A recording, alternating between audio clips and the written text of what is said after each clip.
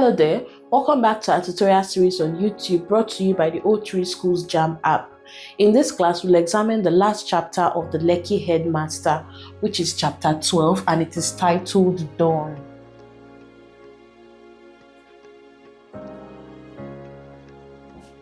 Mr. Bepo is about to leave for the United Kingdom, and he had a 10 p.m. flight on a Saturday. He planned to be at the airport as early as possible because he didn't want to miss his flight. That had happened to him once before in the past. He mixed up the time for his flight, and even though he had arrived at the airport before the flight took off, he wasn't allowed to board because the door had already been shut. So in order to avoid a repeat of that, Mr. Bepo planned to be at the airport by 3 p.m., especially as motorcycles, popularly known as Okada,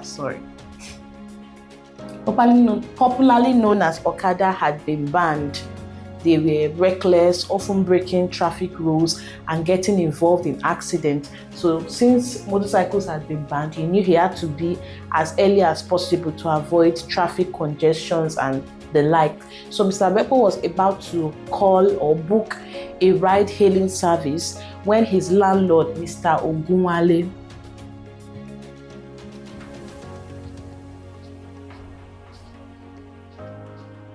in the company of his wife and their two grandchildren, Jide and Kemi, arrived to say their final goodbye to Mr. Bepo.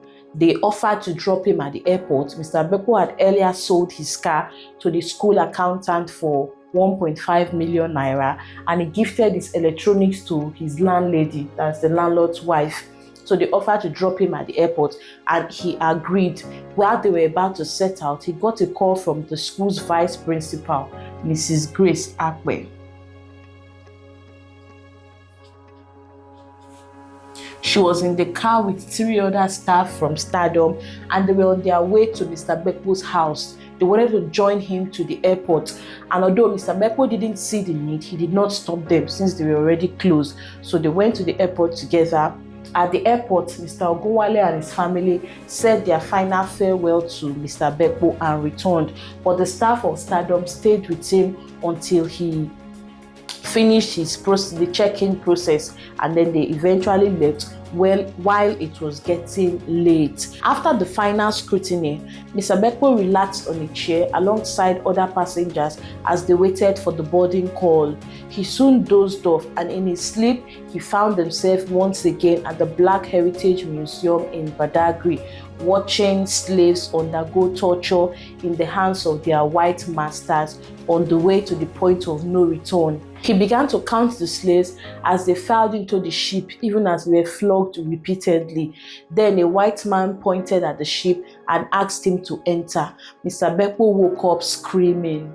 Now, on Monday at Stardom schools, after Mr. Bepo's departure, everyone felt his absence. He wasn't at the school gate to welcome the students. He wasn't at the assembly ground to give his more usual speech. The atmosphere, the mood was very low, and just as the MD, Mrs. Ibidun Gloss, tried to cheer up the students,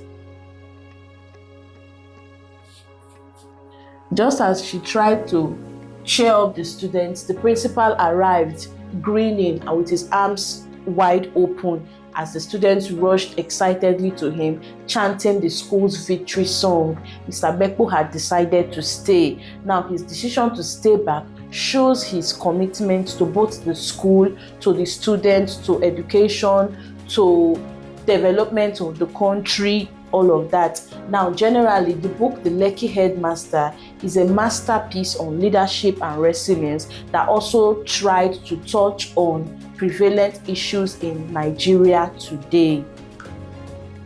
We'll now look at questions on this final chapter of the book.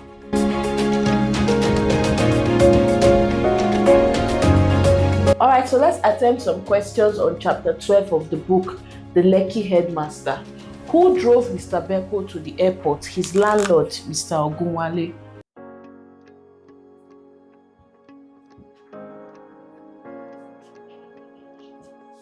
Mr. Ogunwale and his family drove Mr. Bepo to the airport, rather. Why did Mr. Bepo miss a flight? He missed the flight because he had the time mixed up. He went late and he was not allowed to board, even though the flight had not taken off. Why were commercial motorcycles banned?